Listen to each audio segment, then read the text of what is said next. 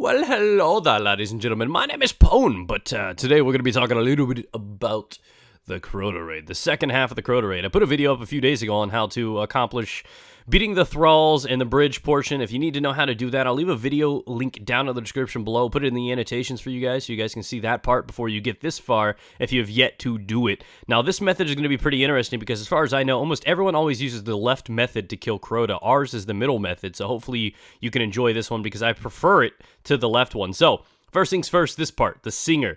Now, as you can see that we have a wizard out here. You have to go all the way back behind that pillar there, right where the wizard is right now, touch it and run out to bait them out. You have to kind of bait them out so you can start killing them. So you need to have one lucky tribute, run in there, touch the button, run out real quick, and then you just get up into those positions, 3 on each side, and you start killing all the creatures. At that point, you just start, she's going to prepare her song, you're just going to start killing things. Then you have to burn time and kill as many of these creatures as you can over this little period.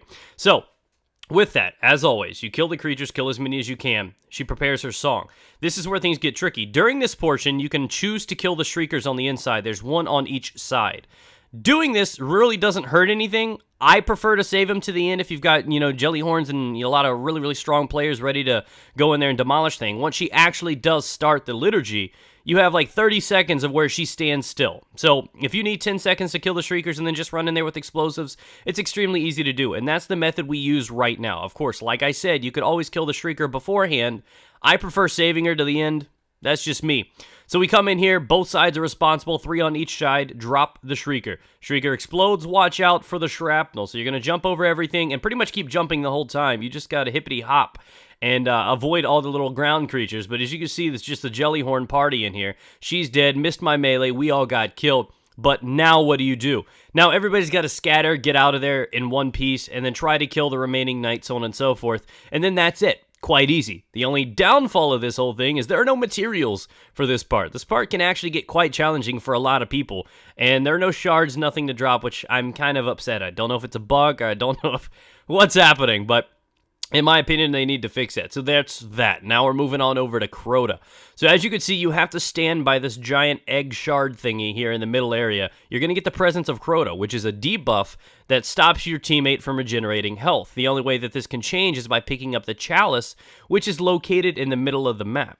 You clear out the Acolyte and the 2 knights on each side, and you start to make your way out of there. You have 1 chalice runner. Go out there, grab the chalice, and bait the sword bearer back to middle. Now, this left side is generally where most people do it.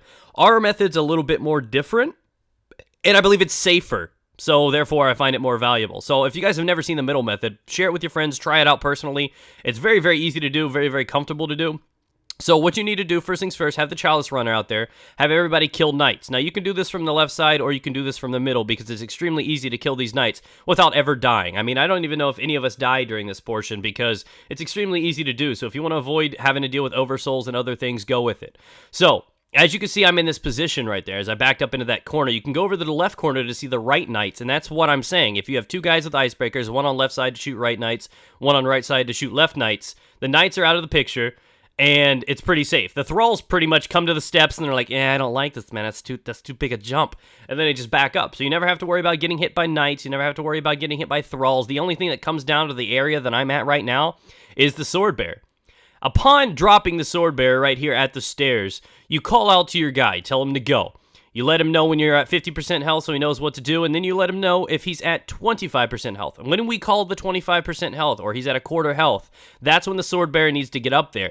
He's actually in this little purgatory kind of a pose. Before he even kneels down, he's vulnerable to being hit. You can get in an extra 4 or 5 hits easily before he's even kneeled down. So, it's always good to learn how to do that. Personally, we weren't that, savvy with it. This is our first guy who's running the sword with us for the first time. But for the most part, that works. As you saw, though, every once in a while, he gets a run off to one of the sides, and sometimes he gets away.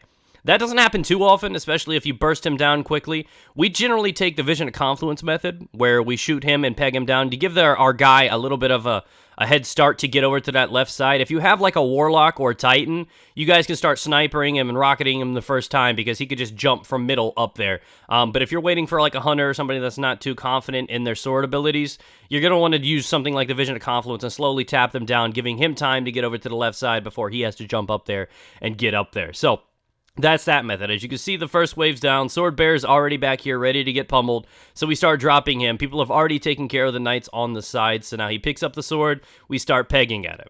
We'll call it, he's at 50% health. And then, right at 25%, go. And that's how it works. So now you can see he's starting to go now.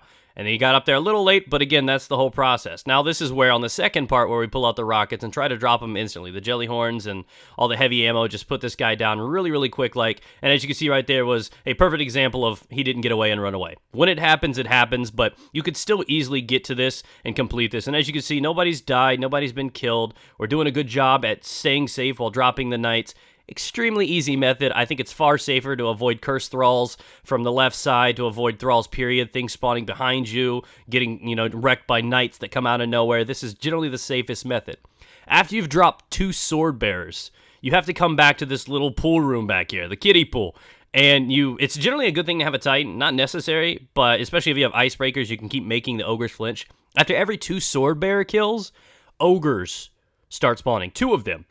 And they are quite heavy hitters, so you're going to want to try to put down a bubble on one of the sides or something like that. Get some weapons of light if you can.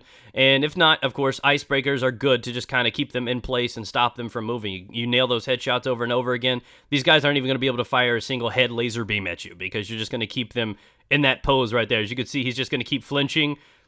Nothing to it. After this second kill right there, you can move on out and you can continue defeating Crota as usual. Now, after the ogres, there's a little bit of a downtime before the sword bearer comes out that third time. During this period is where you need to take that opportunity to kill the knights, but don't go straight out there. He's usually going to be on the left side, as you're going to see. I'm going to take a peek and he's still there. Wait for him to leave. Call it out. He'll start running back. That's when he'll get back there and the sword bearer will come out. That gives you a good 20 or so seconds to start dropping the knights on each side and start preparing the safety of the sword bearer to get up there and start wrecking them out. As you can see, I'm getting into position right now. I'm going to drop the 2 knights. 2 shots for a 31. It's 3 shots for a level 30 or lower. So quite easy to do.